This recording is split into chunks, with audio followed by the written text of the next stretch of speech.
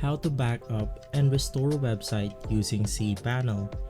This is a step-by-step video so you can go ahead and follow easily. Now right now I am inside my Cpanel right here for my website, and this is extremely simple. All you have to do is to scroll down and you want to navigate through the files category right here. Inside files, you want to click on the backup wizard.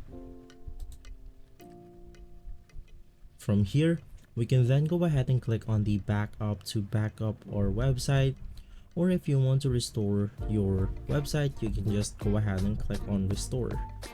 Now in my case, I want to go ahead and back up my website right here, so I'll just go ahead and click on this button, and from here you can then go ahead and select what type of backup you want to do. You can go ahead and choose home directory, SQL database, email forwarders and filters, and more. If you want to back up your entire website, you can just go ahead and click on the full backup, and from there you can now go ahead and download your backup website.